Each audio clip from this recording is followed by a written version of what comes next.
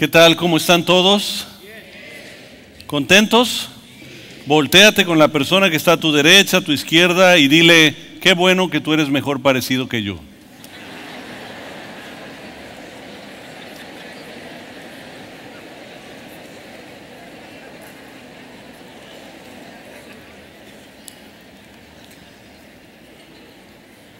¿Y listos para la palabra?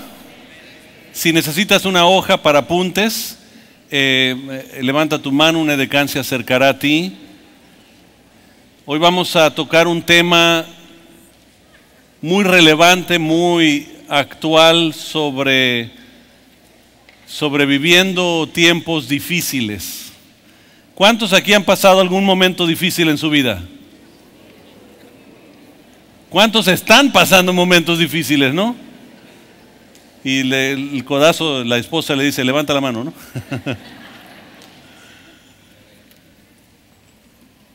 ¿Qué dice la palabra? ¿Qué debemos hacer durante épocas de tiempos difíciles? Yo quiero que juntos hagamos algo. Quiero dar la bienvenida también a nuestro grupo en Loma Bonita, nuestro campus Loma Bonita y nuestro campus San Pedro. Gracias por estar cada semana con nosotros. Que Dios les bendiga. Quiero empezar en esta ocasión con una oración. Quiero que oremos y pidamos a Dios la guianza y que Él sea el que realmente afirme algo en nuestra vida, ¿no? Transforme nuestra vida como solo Él lo sabe hacer.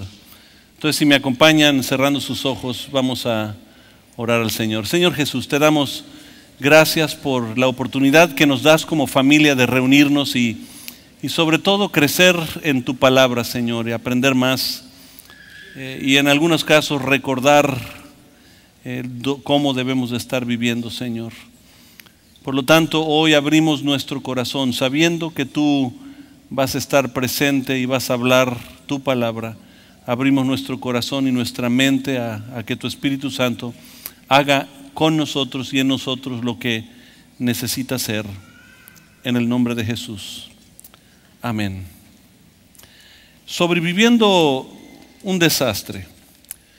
Desde que la humanidad cayó, la caída de la humanidad produce en Génesis capítulo 3 una serie de cambios, transformaciones del método que Dios tenía, el ritmo que tenía en el universo se distorsiona a raíz del pecado y con ello vienen muchas dificultades, enfrentamientos. Pero con ello lo digo porque todo humano enfrenta diversas dificultades, todos tenemos distintas dificultades. Puede ser, por ejemplo, una enfermedad mortal o una enfermedad devastadora, puede ser que no sea mortal necesariamente, pero por ejemplo pueden declararle a un familiar Alzheimer's. Y a veces uno dice, bueno, ¿por qué, Señor? ¿Por qué viene esto a la vida de uno? Un accidente. Puede ser un accidente que hoy estabas hablando con una persona y salió de tu casa y a los momentos viene la noticia de que está en estado grave o murió. Puede ser eso. Puede ser algún desastre natural, un terremoto que a lo mejor pega la ciudad. Y sabiendo todos que vivimos en un lugar donde puede suceder un terremoto severo, puede suceder. La ventaja es que nos va a tocar a lo mejor playa a todos, ¿no? Pero ¿qué pasa en nuestra vida si eso sucede? Y nuestras vidas quedan devastadas por el incidente. ¿Qué pasa si viene un desastre económico? Tú tenías todo iba bien en la vida, tenías todo, tenías reservas en el banco, tenías propiedades y de pronto lo pierdes todo. ¿Qué sucede? ¿Qué es lo que viene a nuestra mente cuando eso pasa? O lo que últimamente ha estado sucediendo, secuestros. Una vez más decimos, bueno, ¿por qué, Señor, otra vez en nuestra ciudad llega este incidente? ¿Por qué? Son preguntas que pudieran transformar todo lo que nosotros somos, ¿no? y son devastadores en algunos casos. Y lo interesante es que algo devastador para una persona pudiera ser una bendición para otro. Vamos a suponer que una mujer, de tanto el sueño de su vida que tenía de estar casada y tener un hombre a su lado, y de pronto el hombre lo abandona. Entonces tú dices, devastación, mi vida hecha pedazos, todo mi futuro, todo lo que soy hecho pedazos. Pero de repente hay otra que había sido abusada y golpeada por su esposo y él la deja. Viene siendo una bendición para uno, lo que para otra es una maldición, por decirlo así. Podemos hablar de lluvias. Una lluvia fuerte en un lugar que ha sufrido sequía por muchos años puede ser bendición, mientras en otro lado las inundaciones toman las vidas y son devastadores. Y uno se pregunta, bueno, ¿por qué? ¿Por qué a mí y por qué a otros no? ¿O por qué sucede esto? Y puede ser que la situación llegue a tu vida por una mala decisión tuya. Puede ser que tú tomaste la mala decisión. Por ejemplo, decidiste tomar en exceso en alguna fiesta, saliste a manejar y embriagado vas y te chocas con otro carro y matas a toda una familia. Tu vida queda libre, pero la vida de muchos otros devastada por tu mala decisión. Esa mala decisión a lo mejor no te trae a ti repercusión, pero sí trajo repercusión para otros. Entonces puede ser una mala decisión. Puede ser que sea la mala decisión de otro. No sabemos. Puede ser que no fue ninguna decisión. Sin embargo, nada más algo surgió. Llegas con el médico y el médico te dice, tienes esta enfermedad y no te damos mucha esperanza de vida. ¿Qué hace uno? ¿Qué piensa uno? Pero los tiempos de dificultad y de desastre producen en nosotros muchas preguntas. Así fue con por ejemplo, el rey David y Habacuc, entre otros hombres en la Biblia que tenían preguntas. Salmo 44, vayan a Salmo 44. Salmo 44, y vamos a anotar el versículo 23 y 24. Salmo 44, versículo 23 y 24. Y noten cómo el salmista David aquí responde a una dificultad en su vida. Y dice, despierta, Señor, ¿por qué duermes? Levántate, no nos rechaces para siempre. ¿Por qué escondes tu rostro y te olvidas de nuestro sufrimiento y opresión? Yo no sé si ustedes en algún momento se han sentido así. Uno diciendo, Señor, levántate, despierta, ¿qué está pasando? O sea, con todo lo que me está pasando en la vida, ¿qué es lo que, por qué está sucediendo estas cosas? Y a veces uno tiene la pregunta, el capítulo 43 de los Salmos, el rey Ezequías tenía la misma pregunta, Señor, ¿por qué me has desechado? O sea, yo necesito saber qué es lo que está pasando. Habacuc, en cambio, capítulo 1, versículos 2 y 3. Habacuc, capítulo 1.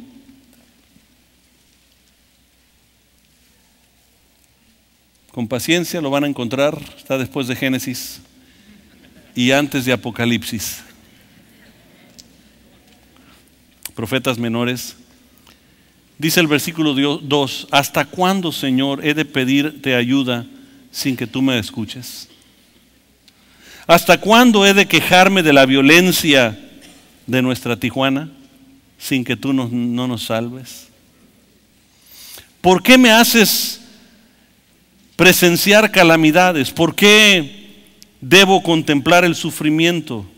Veo ante mis ojos destrucción y violencia, surgen riñas, abundan las contiendas. La pregunta del profeta es, Señor, bueno, ¿por qué está ocurriendo todo esto? ¿Por qué veo este sufrimiento? ¿Por qué estoy pasando este dolor? Y es interesante porque recientemente el hijo de un pastor muy conocido nuestro, a los 27 años toma su propia vida.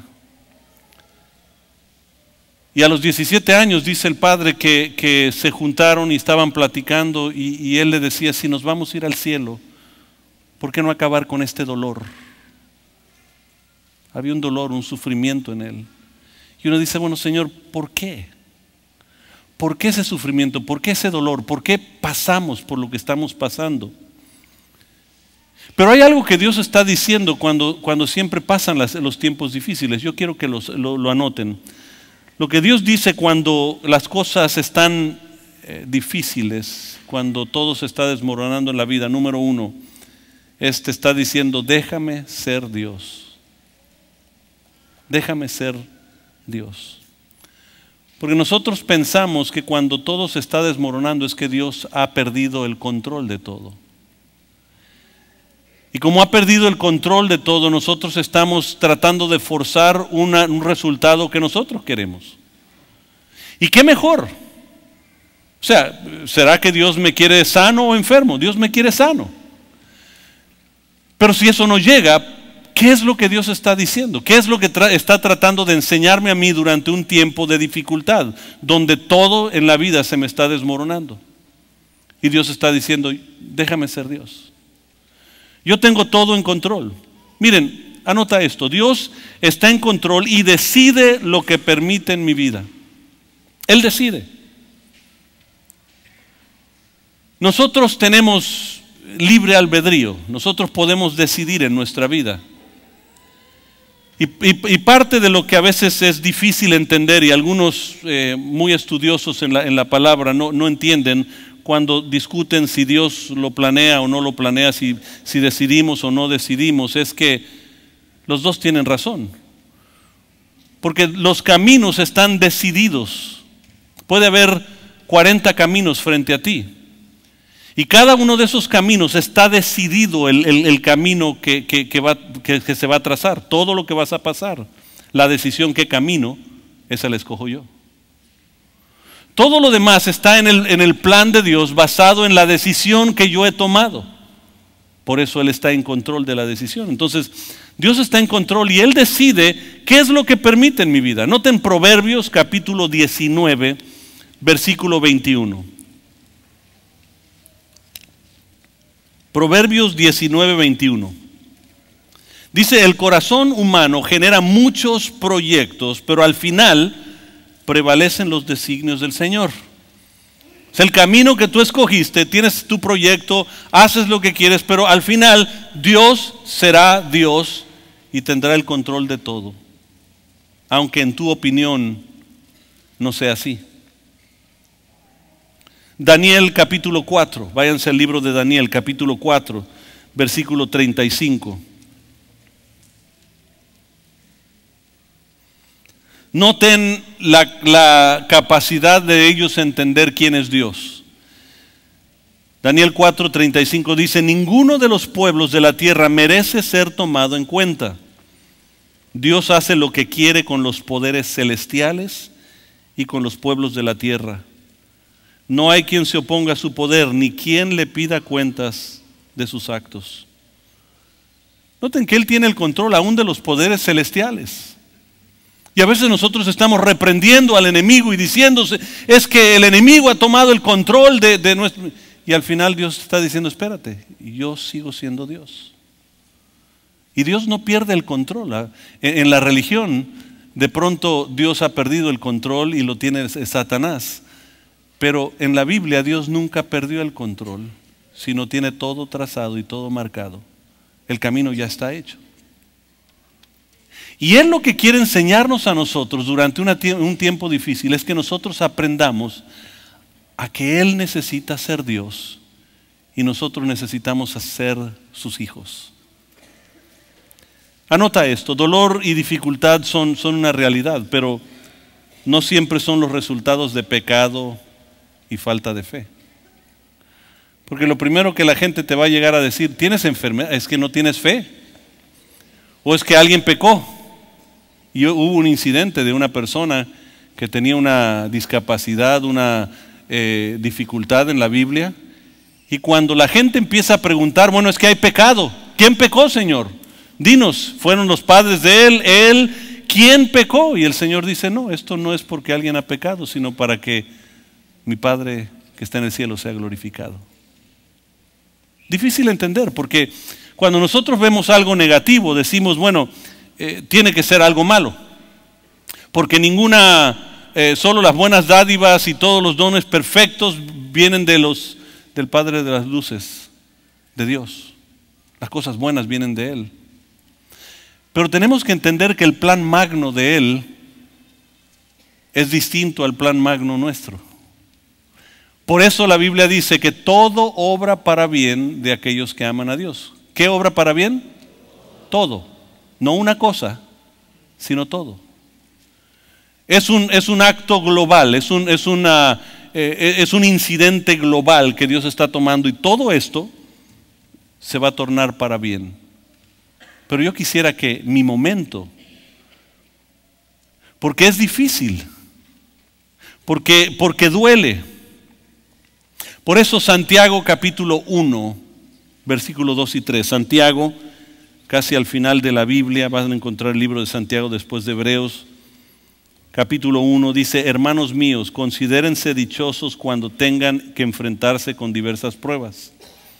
Pues ya saben que la prueba de su fe produce constancia, paciencia, fuerza, capacidades. Por eso la Biblia está diciendo, cuando venga esa prueba frente a ti y tú veas la prueba, en vez de andar gritando ¿por qué?, tú debes de decir ¡uy! Venga, chepa acá. ¿Por qué? Porque Dios está diciendo que aún en esa prueba, en esa dificultad, Dios está haciendo algo en tu vida. Qué interesante que lo que las familias no pudieron unir, lo grandioso de lo que puede hacer una enfermedad. Cuando de pronto dicen tienes solo ciertos meses de vida, y de pronto hay perdón, hay amor, hay unidad. Qué triste que tenga que ser así. Pero Dios no desprecia el dolor. Dios no desprecia los fracasos, las derrotas. Dios no desprecia nada de eso. Toma todo para al final del día Él ser glorificado. Y hay muchos héroes en la Biblia que fueron hombres y mujeres que fueron algunos libres de problemas y otros vivieron totalmente en problemas. Un profeta que habló de parte de Dios y fue librado de todo, aún de los leones, pero otro lo crucificaron. ¿Estaba Dios con uno y no con el otro? No. Dios estaba tratando de enseñarnos a todos nosotros que Dios es Dios. Que Dios tiene un plan tan perfecto. Y que uno de estos días nosotros vamos a llegar al reino de los cielos y vamos a entrar y yo voy a decir, Señor, pero ¿por qué me fue como me fue? Y Él va a decir, mira, Fermín, abre el libro que dice Fermín García, ábrelo a capítulo 3 y te voy a enseñar por qué. Y yo voy a empezar a leer las dificultades de mi vida, las cosas que llegaron, aquellas cosas que fueron tan difíciles, y decir, ahora entiendo, Señor. Porque al final, hoy día, anota esto, Dios no está obligado a darnos explicaciones.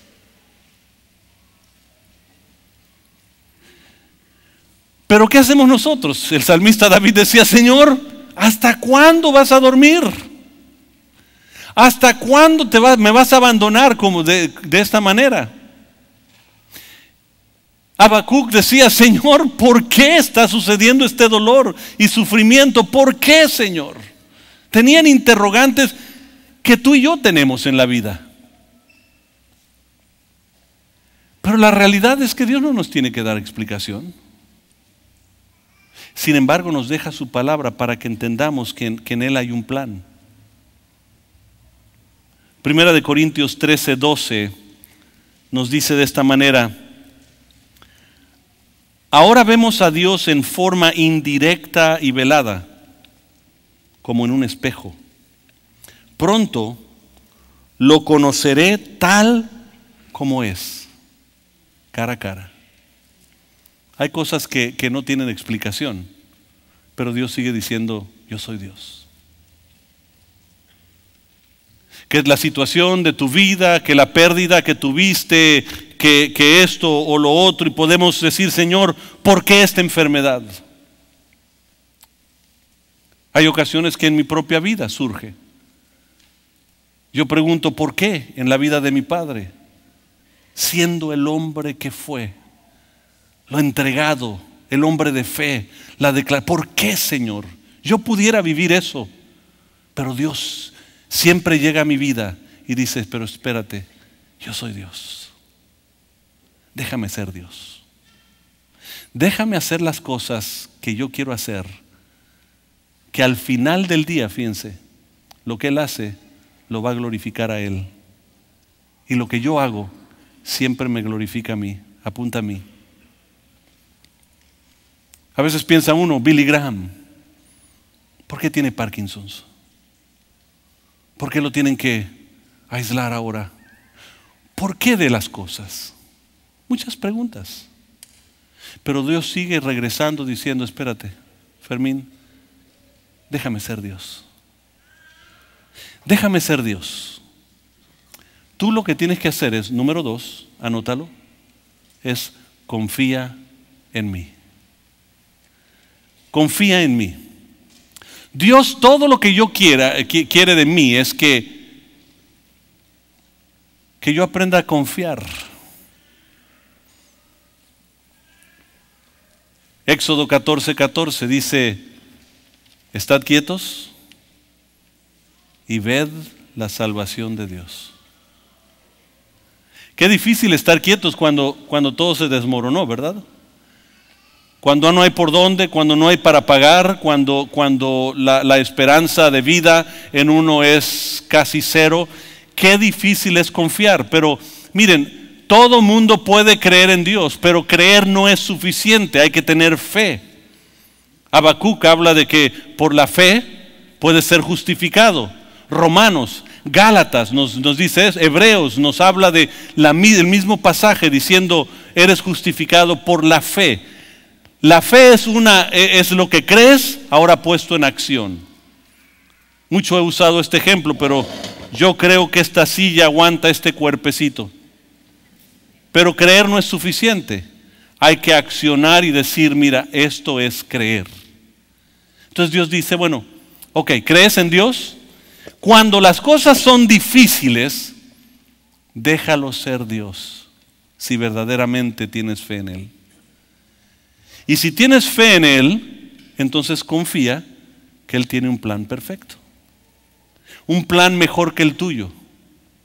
Y a lo mejor eso implica con pérdidas o sin pérdidas, pero tiene un plan perfecto. Anota esto, confiar es una decisión que yo tomo. Es una acción que yo tomo. Esa es la fe en acción. Confiar es una decisión que yo tomo. Y vemos el ejemplo, el gran ejemplo son los jóvenes hebreos. En Daniel capítulo 3, versículo 17, a Sadrach, Mesac, Abednego. Cuando les dicen, póstrense ante estos dioses que hemos hecho de la imagen del rey. Y ellos dicen, no. Entonces los lanzaremos en el horno de fuego. Noten la respuesta de ellos. Arrójenos al horno de fuego, pues Dios nos librará. Hasta ahí estamos bien, ¿verdad? Así creemos nosotros. Pero noten lo que sigue diciendo. Pero si Dios no lo hace así, sepa usted que no honraremos a sus dioses. Aún así, yo seguiré amando a Dios. ¿Cuánto verdaderamente lo amas? Porque a veces lo amamos porque nos da. A veces lo amamos porque hemos entregado nuestros diezmos y nos ha bendecido. A veces lo amamos porque tenía una enfermedad, oraron por mí y sané. Pero el momento que no llega, ya mi confianza no es igual. Ya no hay confianza. Ya para mí Dios no es Dios porque no lo hizo a mi manera. Ya no hay confianza en Él porque... Imagínense lo que estos jóvenes estaban diciendo, Dios me puede librar. Pero si no me libra, de todos modos, yo sigo amando a Dios y no me voy a rendir ante las cosas que ustedes dicen. Y hay muchos de nosotros aquí que estamos, que el momento que se viene un momento difícil en la vida, salimos corriendo y diciendo, Dios nos abandonó, porque nunca entendiste el amor verdadero de Dios por ti. Porque nunca entendiste el plan de Dios, porque nunca hubo una confianza verdadera en que Dios era Dios. La religión te lo enseñó de una manera, pero Dios dice, ¿sabes qué? Déjame ser Dios. Y confía que el plan que yo tengo para tu vida es el mejor plan. ¿Y cómo puede ser eso con un desastre? ¿Cómo puede ser eso con pérdida de vida? ¿Cómo puede ser eso? Bueno, hay cosas que yo no voy a entender aquí. Pero les digo, un día lo veremos cara a cara y Él va a contestar todas nuestras dudas. Y nos va a abrir su corazón y va a decir, mira, este fue el plan. Y ahí voy a entender que fue un plan perfecto de parte de Dios. Por eso, anota esto, debo de mantener mi vista al cielo. Si Él es Dios y yo confío en Él, entonces yo no debo de estar viendo las circunstancias que me rodean. Las cosas, las dificultades que me están gobernando en el momento. Hebreos 11:27 nos habla de Moisés. Hebreos 11:27 dice, por la fe salió de Egipto sin tenerle miedo a la ira del rey. Fíjense, el rey le dijo a Moisés, órale, vete con tu gente, pero yo te voy a alcanzar en el desierto y allá te voy a fulminar. Todos ustedes van a morir.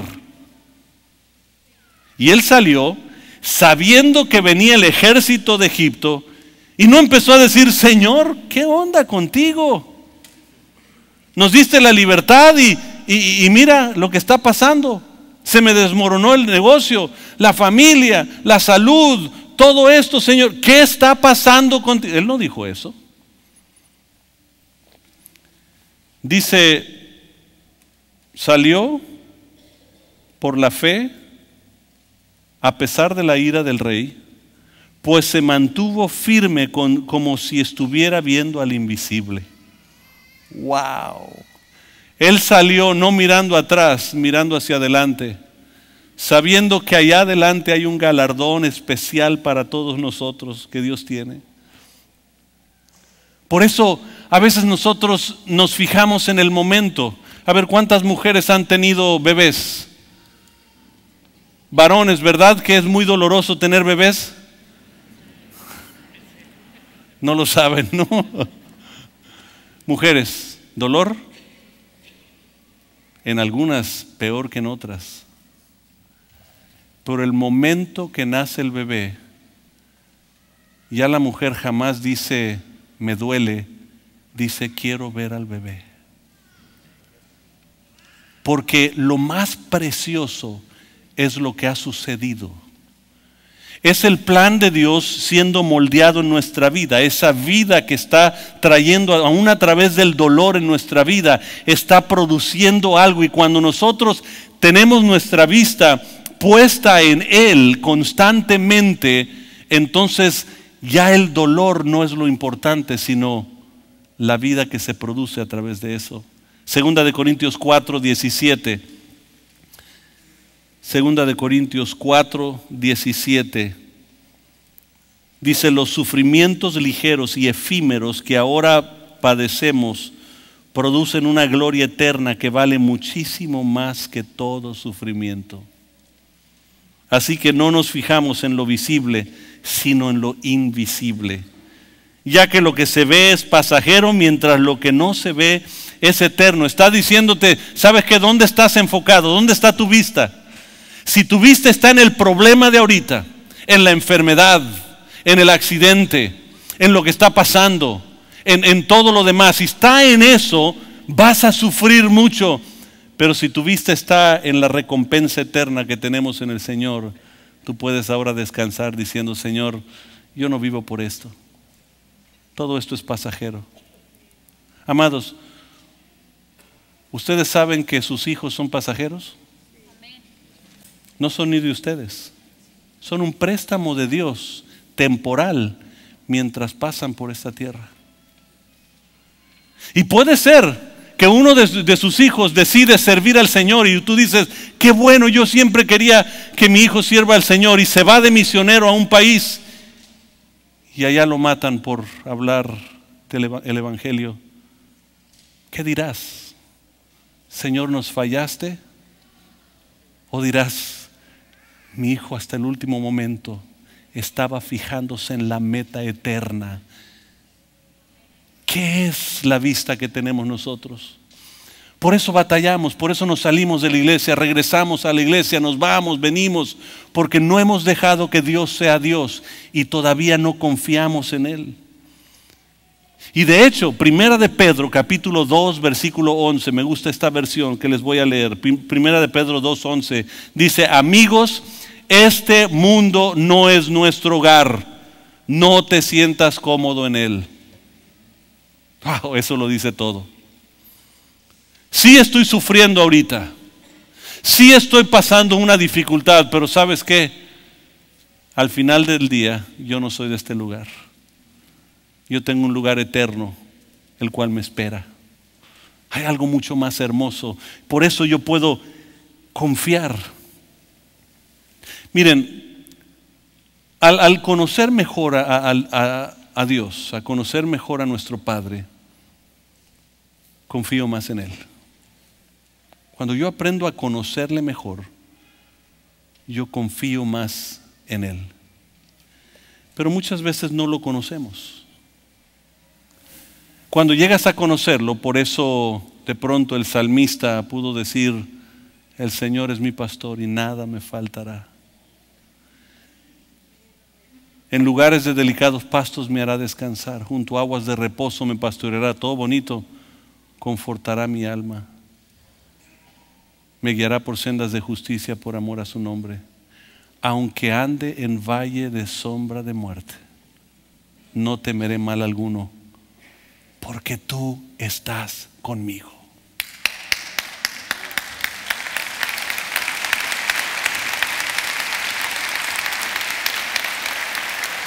Porque, amados, no me quiero ir ahorita, pero yo no soy de este mundo.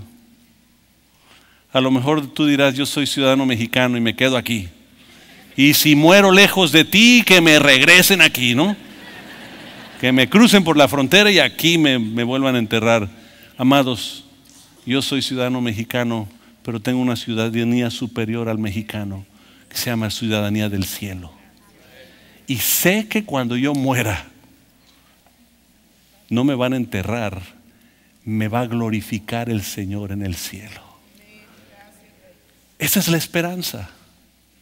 Esa es la esperanza en que nosotros vivimos. Por eso, la diferencia entre el dolor que yo padezco al dolor que pudiera padecer otra persona es que yo sé la esperanza que tengo, yo sé dónde estoy, pero otros no saben dónde están, ni la esperanza que tienen. Salmo 34, 18 dice, el Señor está cerca de los quebrantados de corazón y salva a los de espíritu abatido. Miren, yo puedo dejar que Dios muestre su poder a través de mi dolor. Yo puedo dejar que Él muestre su poder a través del dolor que yo estoy pasando. Mateo 5:4. Dichosos los que lloran porque serán consolados. Segunda de Corintios 12:9, donde el apóstol Pablo está quejándose del aguijón en la carne, dice, basta con mi gracia, pues mi poder se perfecciona en la debilidad. ¿Qué está diciendo Dios? Que puede ser que estés pasando el momento más difícil de tu vida. Y puede ser que la noticia que te dieron es devastadora. Y otro te va a decir, bueno, no te preocupes, Dios te va a sanar. Yo lo creo. Yo sigo confesando la sanidad. Pero como los jóvenes hebreos, yo conozco quién es mi Dios. Y de todos modos yo no soy de aquí. Y yo puedo decir, Señor, tú me puedes sanar de esto. Y lo declaro. Pero si no, de todos modos te alabaré de todo corazón, porque te amo, Señor. Habacuc decía de esta manera: Señor, aunque la higuera no florezca, aunque el campo no dé fruto, aunque no haya comida, ni trabajo, ni nada, Señor, en todo yo me gozaré en el Señor, en el Dios de mi salvación.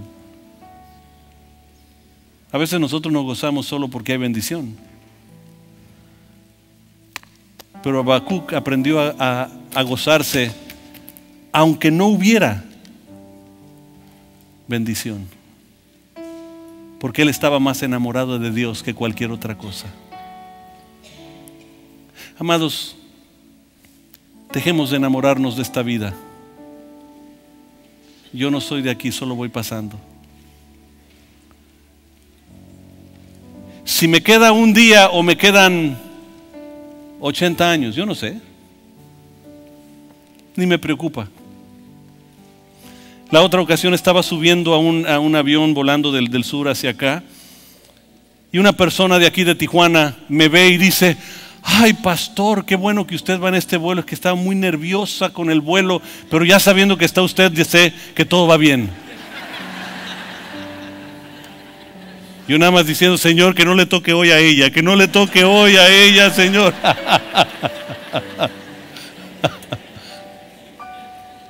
El apóstol Pablo estaba en un barco y estaba en medio de una tormenta. 200 y fracción de personas arriba de ese barco. Se estaba hundiendo. Tenían, dice la Biblia en el libro de los Hechos, días que no veían el sol ni las estrellas de noche. Y de pronto se para Pablo entre ellos y dice: no se preocupe, Dios ya tiene un plan para mi vida. Dios me indicó que yo tengo que llegar a Roma. Allá van a tomar mi vida, aquí no. Por lo tanto, aquí no morimos. Wow. Él entendía que Dios estaba en control.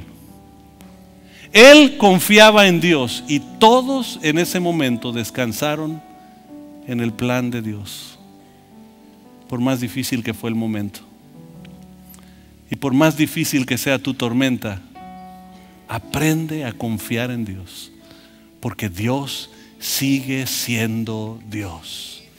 Y si te dijeron que tu dificultad es pecado o falta de fe, olvídate de eso. Pon tu vista en el Maestro, en el autor y el consumador de nuestra fe. Y la obra que Él empezó en ti, Él mismo la perfeccionará aquel día. Vive confiado. Señor Jesús, ayúdanos a aprender a depositar nuestra confianza plenamente en ti, venga lo que venga, Señor. Yo creo en la sanidad y creo que tú vas a sanar, Señor. Pero hoy te decimos: y si no, de todos modos confiaremos en ti, Señor. Yo creo que nos vas a librar de la situación económica, Señor. Pero ¿y si no? Mi confianza está puesta totalmente en ti, Señor, porque te amo. ¿Le puedes decir cuánto le amas al Señor? Dile que le amas. Señor, te doy gracias, te amo porque eres Dios, eres mi Dios.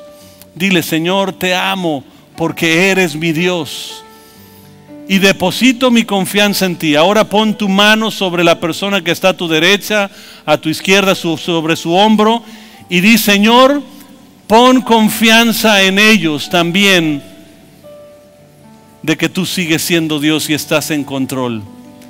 Tú no sabes qué situación están viviendo ellos. Puede ser peor que lo tuyo, puede ser devastador en la vida, pero que este mensaje pueda ser transformador en su vida en este día, en el nombre de Jesucristo. Amén. Amén. Vamos a dar a Dios nuestros diezmos y nuestras ofrendas. Vamos a darle con todo el corazón, porque Él sigue siendo Dios. Él nunca ha fallado, nunca fallará. Él tiene un plan perfecto, a pesar de todo lo que tú estás viendo. Si necesitas un sobre, levanta tu mano, un edecán te dará un sobre. Si no tienes nada que dar, eres sincero ante Dios, toma un sobre, ora por él, pon tu nombre para que nosotros podamos orar por ti y deposítalo.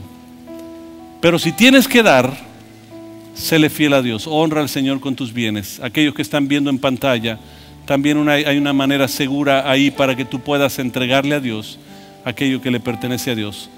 En lo que levantamos nuestra voz en adoración, pasen las canastas, por favor.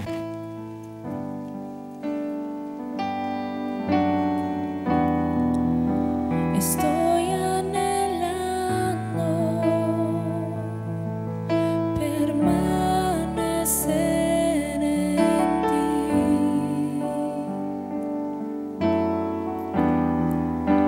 Estoy esperando por ti.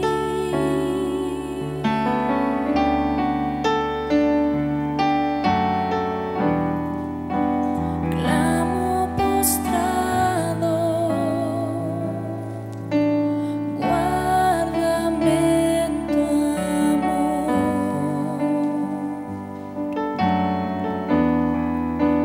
que te conozca más, Jesús.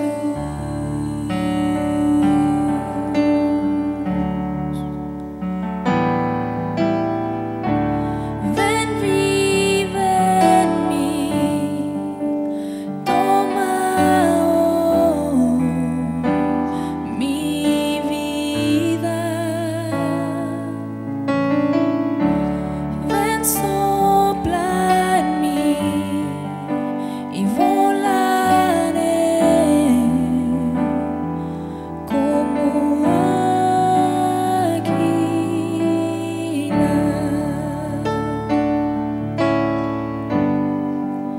Estoy anhelando permanecer en ti.